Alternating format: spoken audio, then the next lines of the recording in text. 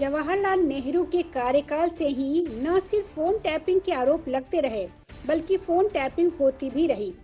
रामकृष्ण हेगड़े को मुख्यमंत्री पद से और चंद्रशेखर को प्रधानमंत्री पद से फोन टैपिंग के मामलों में ही इस्तीफे देने पड़े थे। फोन टैपिंग जासूसी के लिए ही की जाती है, लेकिन अब एक नए मामले में दिल्ली सरकार ने अपने विरोधियों की जासूसी करने और उनके फोन टैप करवाने के लिए विजिलेंस विभाग में बाकायदा एक यूनिट ही खोल दी, जिसमें आईबी और अर्धसैनिक बलों के 17 रिटायर्ड अधिकारियों को कॉन्ट्रैक्ट पे नियुक्त किया गया।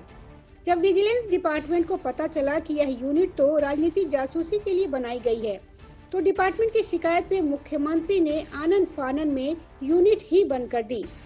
दिल्ली की केजरीवाल सरकार एक के बाद एक नए आरोपों से घिरती जा रही है। अब मुख्यमंत्री केजरीवाल और डिप्टी सीएम मनीष सिसोदिया पर फीडबैक यूनिट के जरिए नेताओं की जासूसी कराने का आरोप लगा है। इससे केजरीवाल सरकार की मुश्किलें बढ़ गई है। दिल्ली के उपराज्यपाल विनय कुमार सक्सेना ने जासूसी कांड की आगे जांच करने और मनीष सिसोदिया के खिलाफ केस दर्ज करने की मंजूरी दे दी है। इससे सियासी तूफान उठ खड़ा हुआ है। बीजेपी केजरीवाल सरकार पर काफी हमलावर है और सड़क पर उतरकर प्रदर्शन कर रही है। दरअसल सीबीआई ने दिल्ली सरकार की फीडबैक यूनिट पर जासूसी का आरोप लगाते हुए दिल्ली के उपराज्यपाल से डिप्टी सीएम सिसोदिया के खिलाफ केस दर्ज करने की अनुमति मांगी थी। इसके बाद उपराज्यपाल सक्सेना ने भ्रष्टाचार निवारण अधिनियम 2018 के तहत सिसोदिया के खिलाफ केस दर्ज करने की अनुमति दे दी।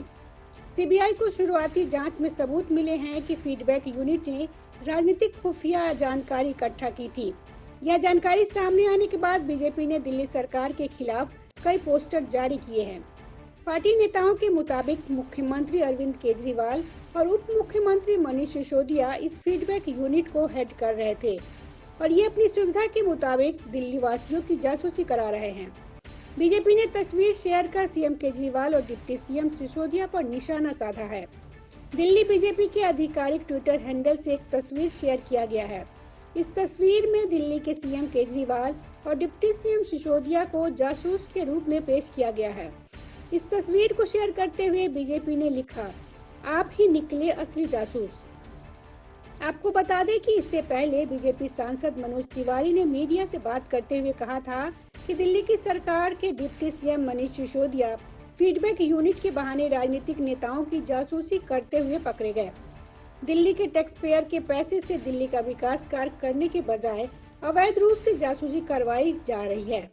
जांच एजेंसियों ने इसको पकड़ा है और अब डिप्टी सीएम मनीष सिसोदिया पर केस दर्ज करने की प्रक्रिया शुरू हो रही है।